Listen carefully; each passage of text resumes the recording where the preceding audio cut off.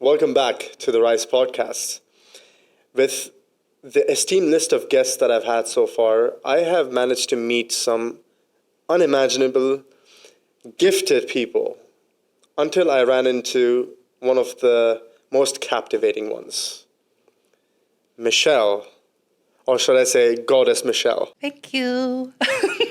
Now, you've had a very inspirational, captivating journey, going all the way from a creative director, a fashion photographer, a sacred artist, to being clinically dead and having a soul walking, to coming back to life with a very interesting mission.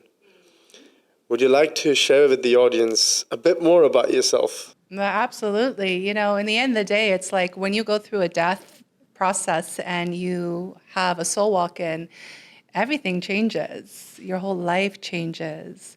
So I was born as Michelle Aristocrat. And when I died, I was reborn as Goddess Michelle. And literally, it is the energy of I downgraded from a human being when I was born, and then I ascended up to the goddess that we all truly are, gods and goddesses. So really about myself, it's, when you are born in this life to whatever life gives you, for me, it was the inspiration of the goddess that brought me into a deeper, more passionate way of being a sacred artist. So the sacred artist is still here, but she does it more with conviction, with Godfidence, and with a lot of juicy expression. Love it. Love it that you said Godfidence. I haven't heard that before. Godfidence. Amazing. Yes. So when you came back from being clinically dead, as we spoke of, did the universe hand you a welcome back party or just a to-do list for humanity? That's a beautiful question because truly, when you do go through a process like that, for me, I felt more like I was thrown back. So it wasn't a party, it was a feeling like you've been throwing, like someone threw me to this reality, but not from the shape that I was in before. It was an ancient remembrance. So you could imagine, now everybody imagine we're in ancient Egypt, and all of a sudden you're in new age reality. You're here in the now, and you're feeling all the different vibration and frequency and faces and expressions and all that. So to me, it wasn't a party, more of like literally being thrown back into a timeline that is very brand new for you. I know it's kind of strange, but that's really how it happened. So the one thing I want to say about this too is understanding that, it's when I died, I realized that humanity actually is dead. And what I mean by that is that there comes a time where we all have to realize we have to choose more of a divine path. And that is our way to our liberation. Yeah. Wow. It's so well said and well structured. The Godfidence is really flowing. I can feel it. Your purpose seems so intricately tied to ancient wisdom and divine codes. How did you first recognize this calling? Was it a subtle nudge or the universe went, Michelle, you're up? To be honest with you, this calling happened to me when I saw the second plane hit 9/11. So I think it felt just like how the whole world was seeing it when that plane did happen in my inner world. And then it was a lot more of whispers. So hearing the wind, hearing the animals, hearing even the songs, like it was very spiritual. And it was very profound. And to me, it's something that I find very romantic, right? Because you have to understand, we all remember when dramatic things happen in life or in the world event. That's how it feels in your inner world too when things shift. So it's a little bit of a boom, but it's also a soft dance. Yeah. Very nice, very nice. You mentioned something about where people are now pretty much dead. Humanity is pretty much dead, and now people are sort of being pushed towards choosing a divine path. You mentioned aligning with the divine purpose isn't just about what we do for a living, but how we show up in every moment. How do you encourage people to find that sacred feeling in everyday lives, even when they are saying, say, stuck in traffic? Traffic is a great opportunity to practice your patience and to practice your communion with our Creator and to just literally be more aware of your energy. Because the thing is, time is something we all share. We all have 24 hours in the day. But truly, I actually embrace traffic because it gives me a moment to sit down and really feel what's actually happening within me, what chaos, what am I planning, what am I thinking, moments of gratitude, how do I actually embrace more patience, like so many things you can do. There's so many things you can do, but unfortunately, most people are not conscious. Only when you reach a level of consciousness, you can actually shift your mindset to that pattern. You know what I mean? Like, we know before we're conscious, we're just in traffic and we get aggravated and we're thinking of we have to do this, we have to do that, things like this. But when you are a conscious being, you take those moments and you really embrace the silence. So true. 100%. I think, people are always stuck in their head. They're always chasing from one dot to the next, to the next, to the next. And that's the biggest addiction actually in the world. Not any drug. Thinking is the addiction. When life happens in that space between the thoughts, which people find boring. Yes. That's where the peace is. That's where, and it's very easy for you to access that once you embrace 5D consciousness. Now, when you came back, obviously you felt thrown, you felt discarded from heavenly realms or 5D dimension to come back here to then journey and find yourself back to that alignment. Can you tell people a bit about that experience of finding yourself again? Yeah, in the end of the day, it's such a unique experience. And the way I died was through an actual surgery. So as I was recovering through my traumatic surgery, I was also being given the opportunity to really integrate what I was going through. What I mean by that is understanding, like, think of it, right? If you are cut open from one side to the next, and you have to imagine that healing process to let the blood and the scar and everything heal. It's the same as your inner consciousness or your inner worlds. So to me, that process was painful, first and foremost. It was slow. It was frustrating, but yet it was one of my biggest gifts because it taught me a lot about divine timing versus a human trying to control time. So for me, as much as pain is so real in my physical body all the time, it also teaches me how to level up my energy and really bring in more of a gratitude and wisdom, to be honest with you. So like when you're asking me, for example, like what was my experience, it's very difficult to answer it all in one question because there's so many layers. 100%, and yeah. I'm a divine feminine, so Yes. you know how we are. Yes. We're like up, down, angry, sad, happy, like all those emotions. So it's all these emotions we're feeling. And then, all you have to do really is take one step at a time and trust the process. It's like anything, right? You very well said this because generally people get overwhelmed with seeing some big task ahead of them. Yeah. But when you take baby steps, one step in the right direction, in the present moment, Yeah. where your power as a divine feminine truly lies, is amazing to see because I've witnessed a lot of women embracing that divine feminine goddess energy. And it's a sight for sore eyes. And one thing you mentioned is that you experience a lot of pain and you still do, but you smile through it. What would it take for us to get you to show us your eyes whilst you smile? I don't know. I was like, you could ask. But honestly, it's like, in the end of the day, it's like, first of all, you could say something delicious to be blessed. But second of all, it's like, it's also understanding. It's like when you become a master of your own pain, when you become a master in life, things get so delicious. But really it does, and it's like, I always say this, life is like two sides of a coin. One is pleasure, one is pain. You can't have one without the other. So start flipping yourself around, people. You know what I mean? Like start flipping and enjoy both aspects of it. of the duality Yeah. that exists. We had a conversation previously where you mentioned divine feminine is the dark and divine masculine is the light, the side of the yin and yang. A lot of women tend to hide that darkness, and then it suppresses and it manifests into some sinister things. We want women to allow themselves to feel that. But also, you talk about the divine feminine calling women to awaken for global healing. What advice would you give to those who feel that nudge but aren't sure how to answer it? Okay, here we go. I'm going to look right in the camera. Okay, everyone, first of all, divine feminine and divine masculine is an energy, not a gender. Second thing. Thank you. Yes, second thing.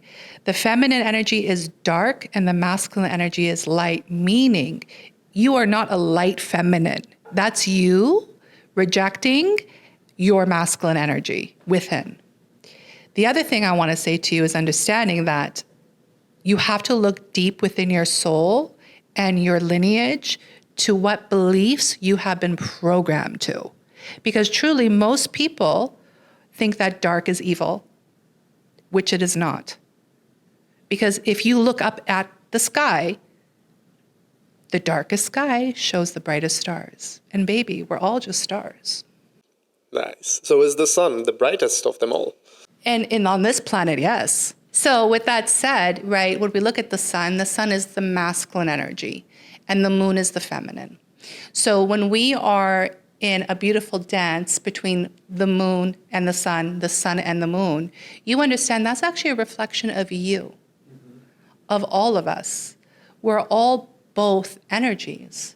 How can you say the moon is bad when the moon is needed? And how can you say the sun is bad when the sun is needed? So just really understand you have to really go deeper within yourself and ask yourself, how did I believe that darkness is evil? Where did that actually stem from? I would tell you to start there. Of course. I thank you for sharing that. A lot of people don't question these things, and it's about time people do, because we are going through a global awakening. And more people watch this, especially the feminine, that they are allowed to embrace every facet of their being. You know, they don't have to hide it from feeling judged by others, because our job as people that are spiritually a bit more conscious, to make them feel comfortable, a place without judgment. Because the only person or only entity that is allowed to judge, let's call it the God or universe or karma, who are we? We're just playing a role, right? So this is another thing where a lot of women tend to judge themselves far too much, whilst already other people are judging them, right? Yes, it's because of the lack of self-love, of true self-love, not fake material. Getting a massage. Correct. Listen, in the end of the day, you know, judgment is based off of a human concept because our Creator doesn't judge us. That's why I said humanity is dead, because look what's going on around the world. You know, everybody's still fighting over something. Always. Always. So you have to ask yourself, right, is it really the person outside of me? Is it that person's fault? Or can I point the finger now to myself and really see where have I been lacking in my truth and in my own self-love practice? That's what the darkness teaches you, and that's why the darkness is so freaking magical. Correct. You can't embrace the light without going into the darkness. I truly believe, from my experience, that the light breaks through the darkness.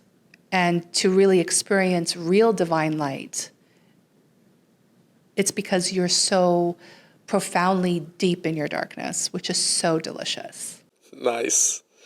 I love how you say delicious and juicy. Yeah. But, you know, a lot of the part of the programming is, would you call it mind parasites? Absolutely. Good. Because when you say things like mind parasites, I can't help but imagine little gremlins whispering doubts in people's ears. What are these, and how do we kick them to the curb?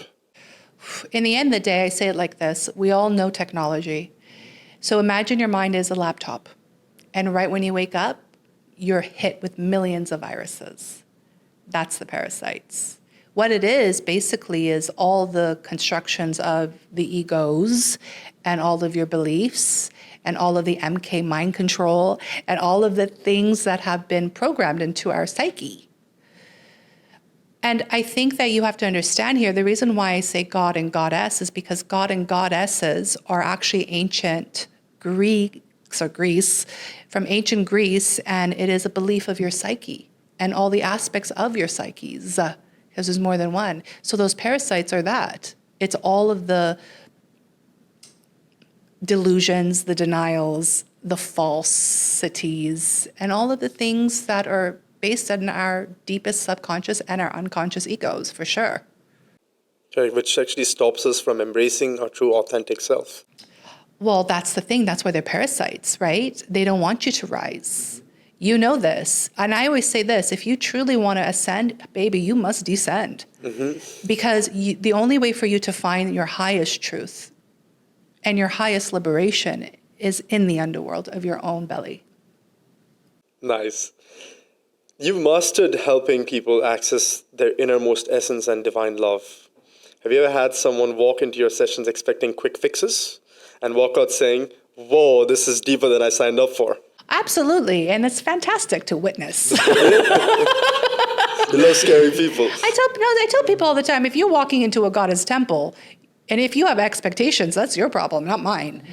Because in the end of the day, the reason why you walk into the temple is for you to shift and for you to actually leave different.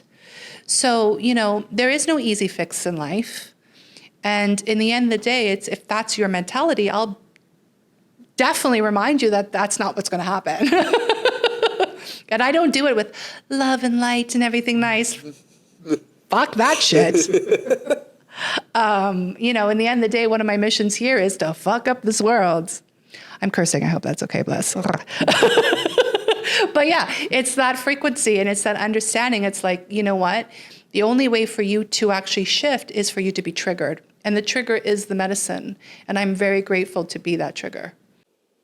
You're an agent of chaos, as we all are, that are on this divine path, because I realized that when we came into this world, it was upside down, and people are not worshipping the essence of God, but more of what comes from a book, which is written by, let's not get too much into it, by man, right? Which means that a story spoken long enough for far too long becomes people's truth. So we don't really know. How can we get that, right? It's because so many people are scared of the unknown. Yes. It's based off of such fear, but fear is false evidence appearing real. We have to break through the veils of illusion, and the only way to do that is through the feminine energy, because the feminine energy is the higher spiritual concept. And it's not written in a book. It's not a practical plan. You can't go book a session, really. It's really understanding you are just as important as our creator because you are a part of creation itself. We're all basically just little rays from the sun. Yes. Part of super consciousness. Correct. Exactly. So in the end of the day, whatever religion you practice and whatever religion you believe, blessed. But in the end of the day, be more conscious of what you're actually embodying and who you're actually praying to. Yes. One thing I've also noticed in my journey is a lot of people saying, oh, you need to be God-fearing. Why?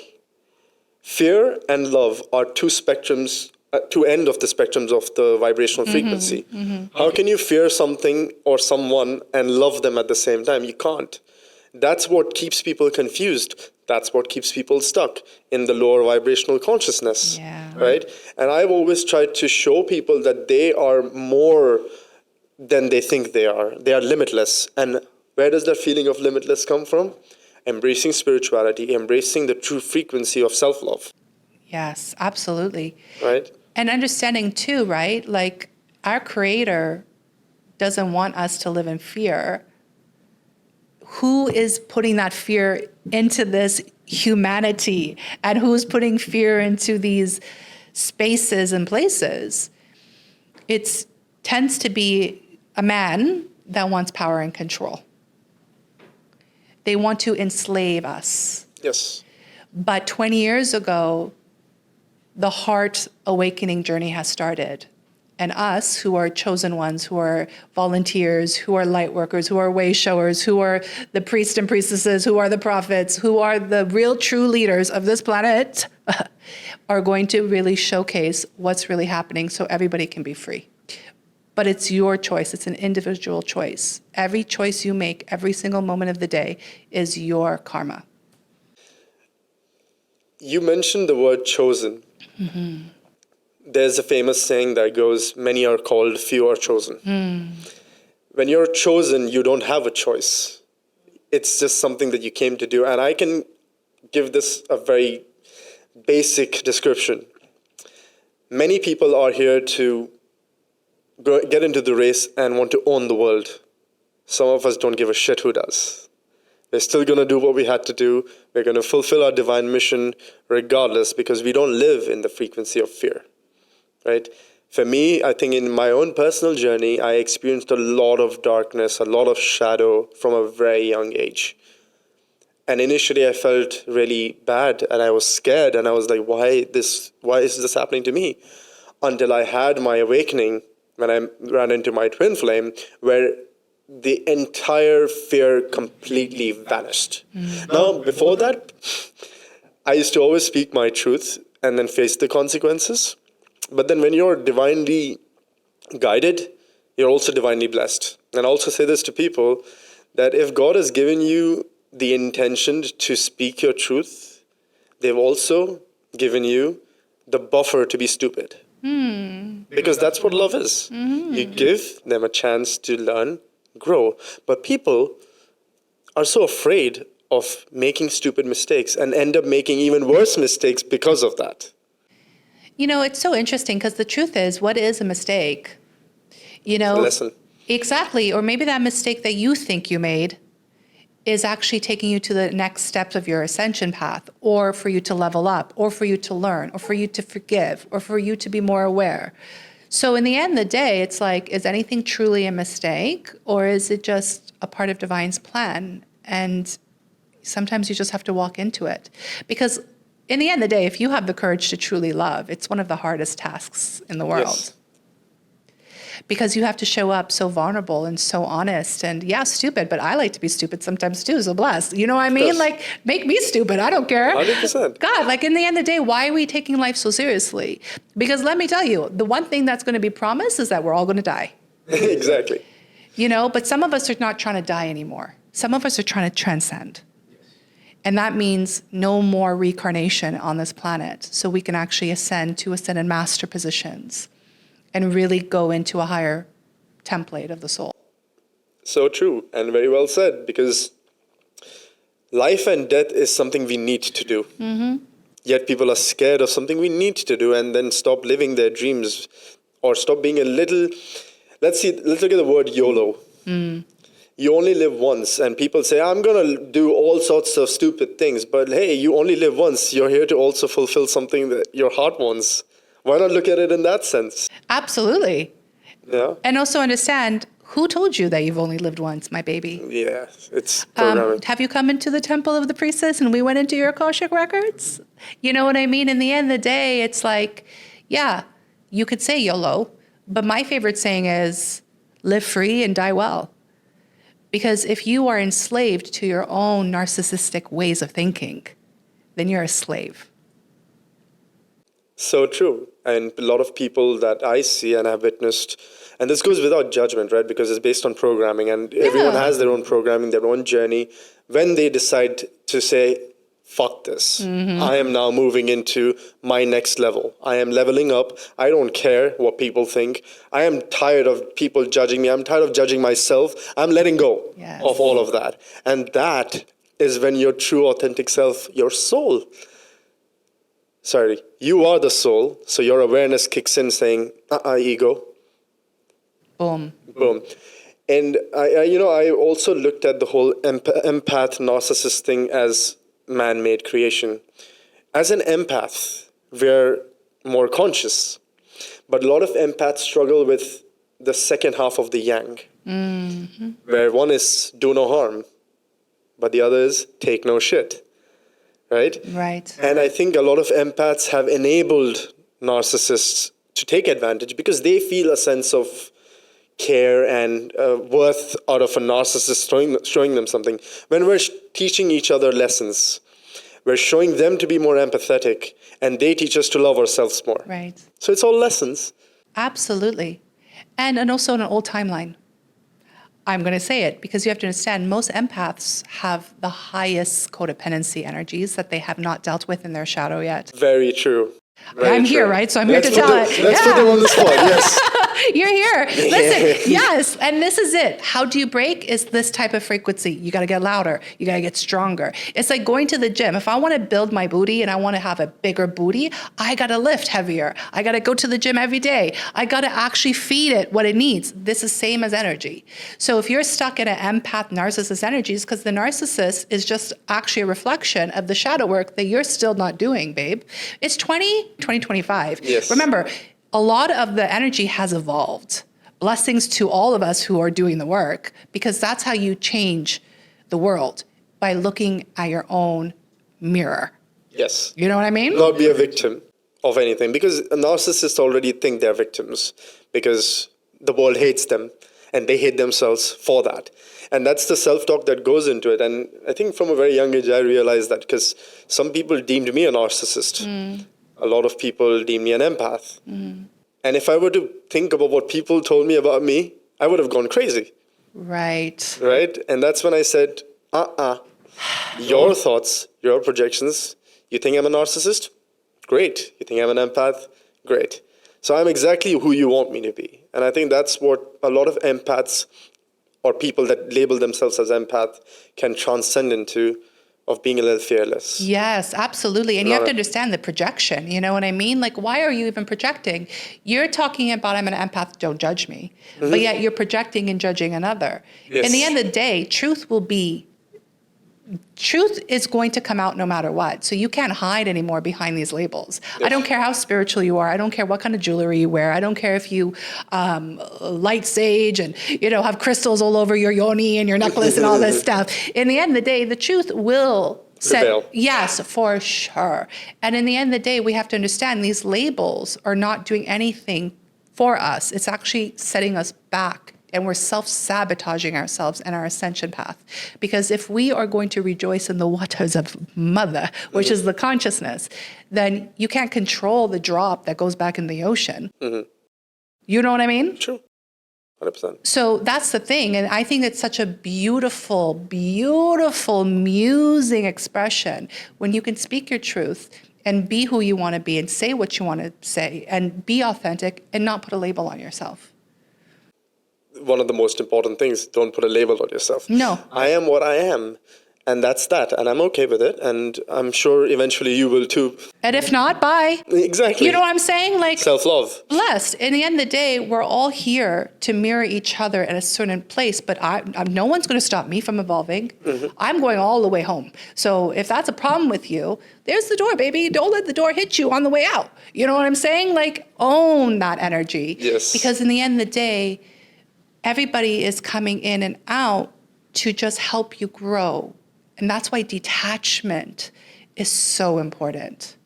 You conduct a lot of masterclasses, don't you? I try. You try.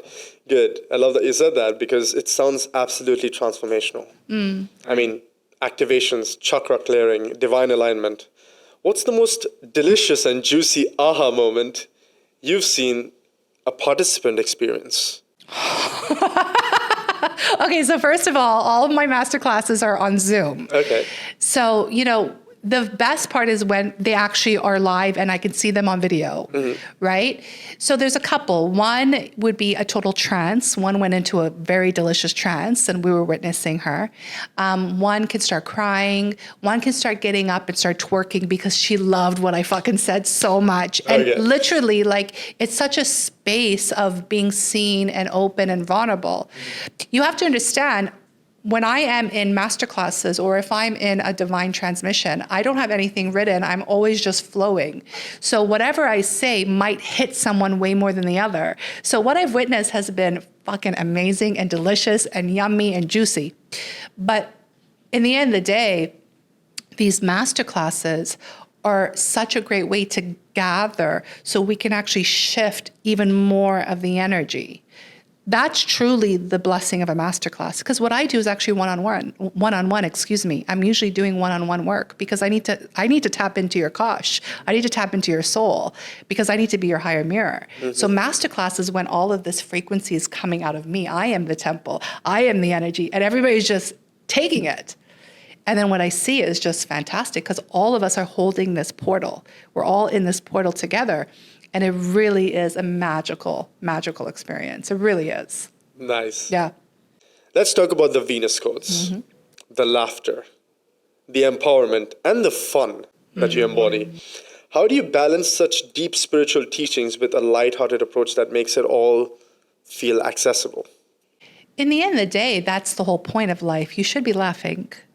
And how I balance it is it's literally an embodiment. It's like Venus and Aphrodite, the goddesses of love, the goddesses of magnetism, the goddess of pleasure, sensuality. They're considered dark feminine archetypes. So first of all, you have to understand the archetypes, right? So we have to have a little bit more of a deeper dive. So if anybody wants to know more about this, just Google, what are the archetypes? Also, you have to understand, the more you allow yourself to play as we were as children, you allow yourself to actually be that free. How joyful it is to see a child look at something and laugh and play innocently. That's still part of us. We still want that freedom and that joy. So, you have to understand when we talk about Venus codes is actually part of your natal chart. Everybody has placements. Yes. So this is actually when you go in, what is your Venus? Like, do you know where your Venus is in? I have to check, but not already. Okay. So my Venus is in Taurus. Okay. So for example, Venus in Taurus is home in Venus. Remember, everybody has a sign, but it's the planets that rule the sign, not the other way around. So Venus in Taurus is like, I want everything slow. I want everything even more rich. Give me the chocolate. I'm a little bit of a chocolate addict. You can tell my body bless. I'm yummy that way. And, I want all the yummy things and the luxury and stuff. That's Venus. So everybody's individually coded. So my Venus placement is not your Venus placement. And that's the most fun part of it, is to discover yourself, right? Don't you have fun discovering yourself even more? Rise is about the journey to self-discovery, So that's the thing. It's like, you have to really love yourself. I'm a Venus in Taurus as well. So we like good stuff, you know what I'm saying? Of course. We like the it yummy. finer things in life. Yeah, and Taurus is also an energy of grounding that earth. So it's like, as much as you are in the clouds and you're spiritual, please ground yourself. That's what real balance is. So if I want to balance myself, it's because I'm laughing, because I'm a mystic. I dance in the rays of the light. You know what I mean? And if anybody understands true mysticism, then you understand, the beautiful veils of life that you can enjoy. Yeah. Since I went down this path, I've heard the statement, the dance of the divine feminine. Now, this is something that it's not just about dancing, it's about being free in your body. It's about being still whilst your body moves. This concept is something people can't wrap their head around. Do you think you can help people understand? Because you do also play the role of a spiritual bridge for a lot of people, transcending humanity towards divinity consciousness.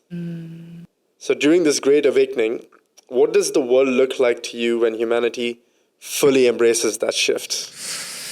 In a way, it can feel kind of dangerous, because dangerous is good. Doesn't it make you turn on? Like, it's a turn on, right? 100%. So you have to understand, I think a lot of people, first of all, are living in a turned off way of living. What I mean by that is that, when's the last time have you felt turned on?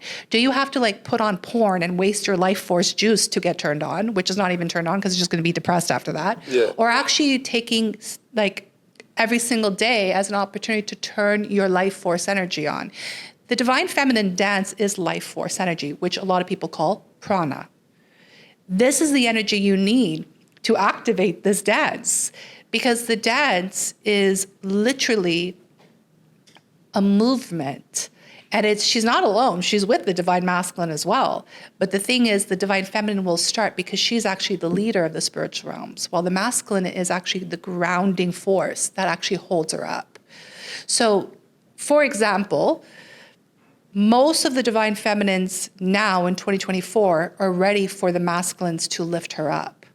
We are not equal and will never be equal, and I'll tell you why. Because it's a new age concept. The divine masculine is ready to worship the divine feminine within. Therefore, that is how we are in union with our creator. So when the divine feminine is on her pedestal, as she should be, she wants to dance. And that frequency falls right down to the divine masculine's center point, which is his cocky. And he's ready and he's turned on. And he wants to plant his seed on the ground. And make her feel safe, protect. Yes. Because we've lived for far too long in a world where struggles to honor the divine feminine. Right? And even a lot of spiritual teachings have given us a weird concept of what the relationship between the divine feminine and masculine is. What's one practice you'd encourage everyone adopt to connect with and celebrate that energy in their lives? You know what? The one thing I want to say is what you just said too, is remembering that when you say, hey, dear God, don't forget to say, dear Goddess. This is the problem. One of my biggest missions here is to remind you that how are we just talking about God and where's the Goddess? You know, and we all come from the Yoni.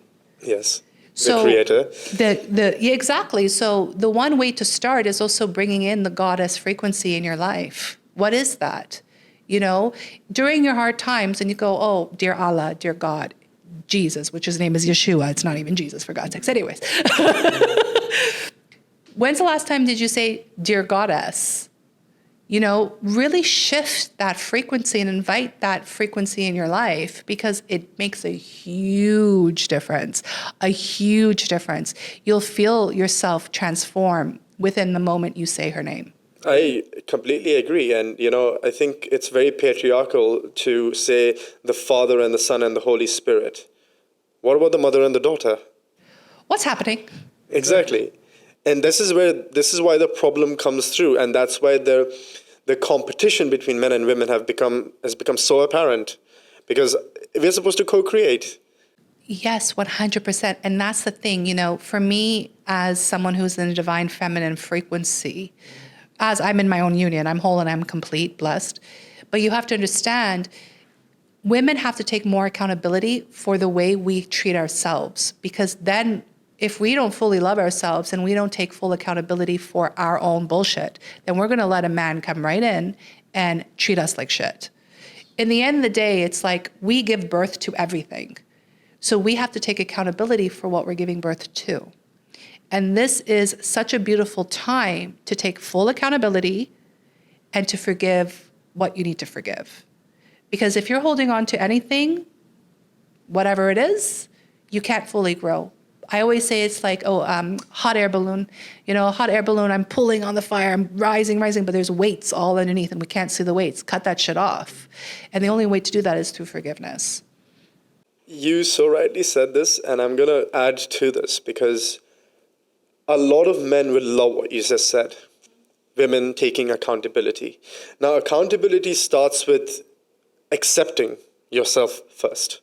But if you're living in a society that doesn't accept you for who you are and is constantly judging you, it's already hard to do that. Wait 1 second. Now you're just being a victim. Take more accountability, please. This is exactly what it is, because when you start to be accountable, and actually I've attended some brotherhood sessions when men are talking, and I was like hoping to get some more ideas about healed men. They were bitching about women not taking accountability. And I'm like, if you're an accountable man, you'd hold the woman accountable as well. It's not, and you'll hold other men accountable. When you're accountable, accountability, which is something the world actually lacks, you hold everyone around you accountable. You don't enable. Right? Absolutely. Right? And this comes from embracing self-love. And also embracing the hatred you have for the other sex. I'm going to say it, because if you're complaining about the other sex, it's probably because you actually have deep shadows that you haven't addressed because of your mother, your father, their father, or even how the world treats one another. In the end of the day, perfect example, Adam and Eve. Excuse me, where's Lilith? Yeah. You know what I mean? Like, hold up, we all been lied to. So in the end of the day, we have to take more accountability for these false narratives that we believe and the hatred towards the other sex. And the reason why I say this is because healing is so deep and it's so profound.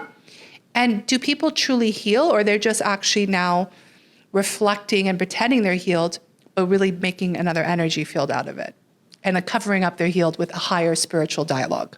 Yes. You know, every story is literally a story of how we fell in consciousness, and that started in the fall of Rome.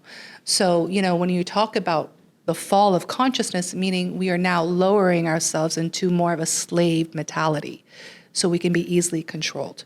I know you mentioned shadow work, and I don't want you to get too deep into it because it's a deep topic. Very deep. Right? But if you were to, from the top of your head, give us the most common misconception people have about shadow work, and how do you guide them to embrace those parts of themselves they'd rather ignore? First of all, shadow work is one of the most respected tools to do healing work because you're literally facing demons every day if you are a shadow worker. So you're actually in a shit storm every day. So first of all, there's not enough money in this world to pay shadow workers. You have to understand this is a consciousness war. The war is on consciousness. So you can imagine all the layers of what's happening. Shadow work is for those of you who are brave enough and courageous enough to actually go deeper than the basic shallow teachings that most people talk about. It's very deep and it's very profound. And to be honest with you, you cannot skip shadow work. Sure. So you need to start somewhere. And shadow work is literally the aspects of you that are in resentment, which is in anger, which is in jealousy, which is in comparison, all of the things that are in that lower frequency. You follow? The other thing is you have to understand when you're doing shadow work, you should invest with someone to help you because you're never going to see everything on your own. Oh, yes. That's your ego talking that you think you will. Correct. So you should invest and get shadow work done properly. I'm going to tell you, I'm still one of the best shadow works on planet Earth. I just don't offer that shit anymore because I don't do healing anymore. I'm on the ascension plan. Excuse me, but I know a lot of people who can do really good shadow work. And it's not about going into the jungles in Peru and taking a plant medicine.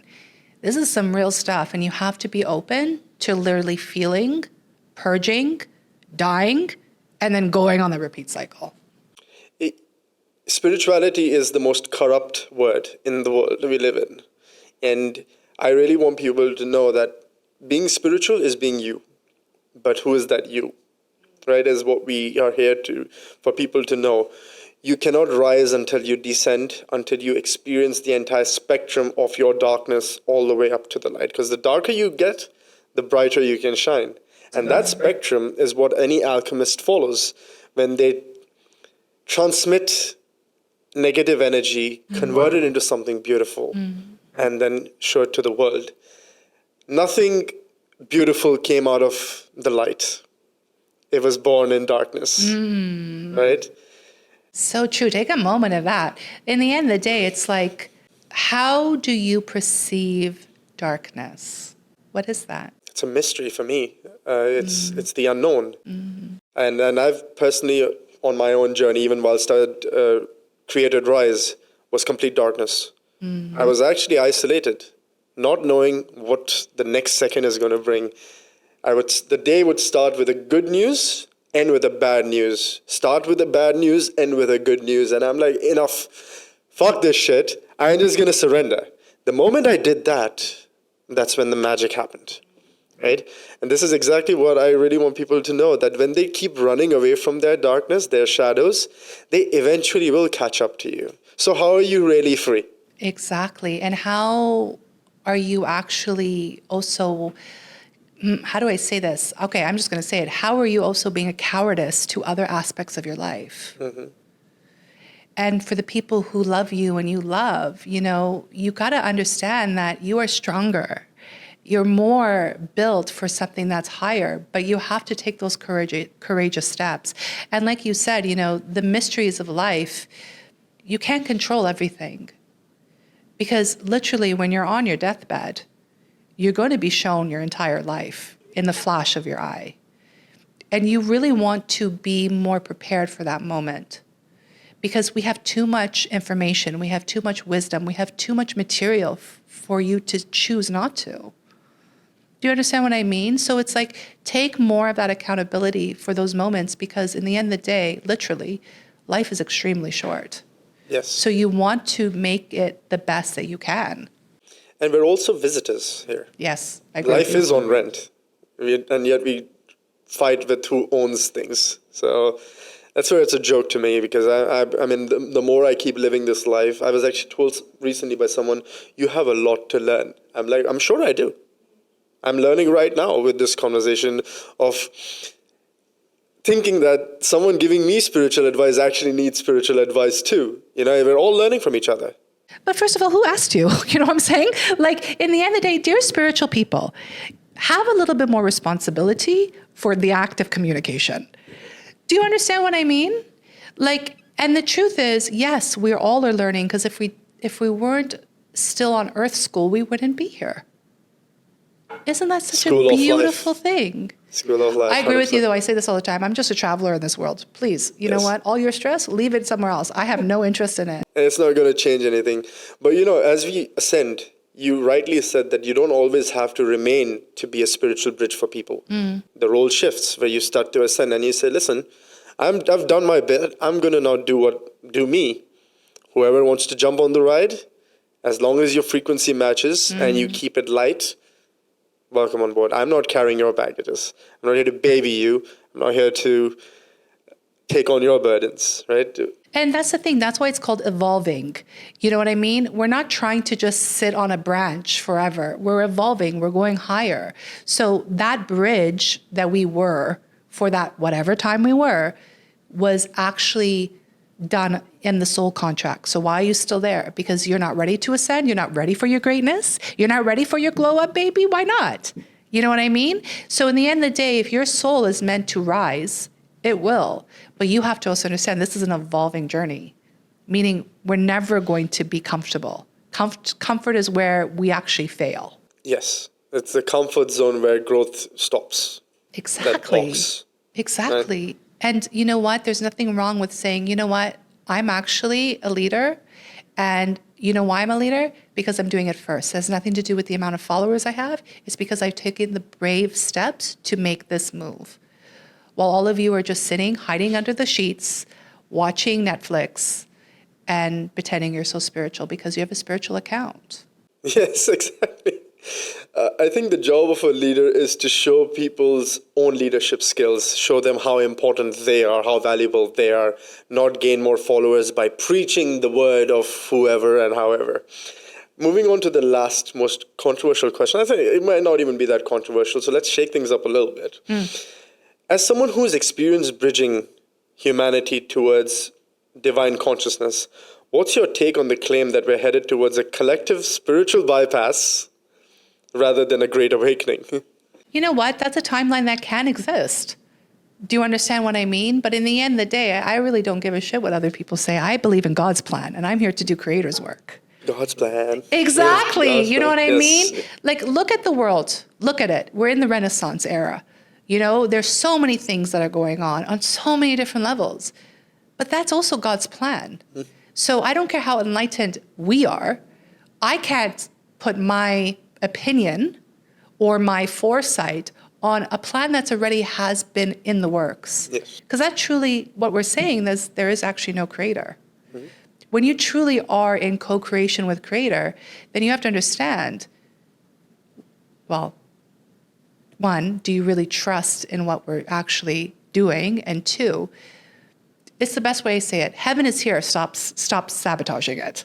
Yes. Heaven's already here. Because heaven is a consciousness, hell is a consciousness. It's Correct. not a location, baby. Correct. It's within our own psyches at any time we choose. Finally, someone said it again. Yes. And the facts are, you're only sabotaging your own. You can't sabotage me. You know what I'm saying? So don't worry about sabotaging the collective. Be worried about sabotaging you, boo. Do you know what I mean? I really resonate with a lot of things you say. And thank you so much for taking the time out to share your wisdom with the audience of Rise, because as you know, Rise is that journey to self-discovery. And the more deeper you go within the amazing parts that come out, unravel, you're going to be surprised, as we've gone through that journey. And I'm sure you are on that same journey of experiencing your true, authentic self. So when you allow yourself to surrender to the timing of the divine, just relax and don't put yourself in a position of stress. Your stress isn't going to change anything. It's not going to change reality. It's only going to cause suffering in your life. One last few words that you'd like to share with the audience. You know what? First of all, I want to thank you. Welcome. Thank you for your energy. Thank you for your wisdom. Thank you for the act of the protector of the masculine frequency. I really do appreciate you. And I bless you through the next year as well, as you know. And the other thing I want to say to you guys is, as we end 2024, which is year 8, we're entering into 2025, which is year 9. Take the year to fully invest in yourself, your mind, your body, and your soul. Everything must be balanced. Everything has to be harmonized. And make sure that you study, learn, really take some time to look deep into the mirror and learn a new version of yourself, okay? And just thank you. This has been so beautiful. Very beautiful. Thank you. Let's not forget the unlearning part as well, of releasing what no longer serves. Thank you for that. But if people would like to reach you, because you've recently moved to Dubai, what's the best place for them to reach out to you? Honestly, you guys, Instagram is like my appetizer. You may go to my Instagram page at Divine's Purpose and come visit me there, follow, check out the energy. But if you do really want to contact me, you have to enter the temple, meaning you have to claim your one-on-one activation inside the temple of the goddess. So at Divine's Purpose. Perfect. So now you'll know how to reach out to her. There's going to be many more amazing guests to come. But for now, let's be present and show gratitude to every moment we live. Thank you. Thank you. Thank you. Namaste.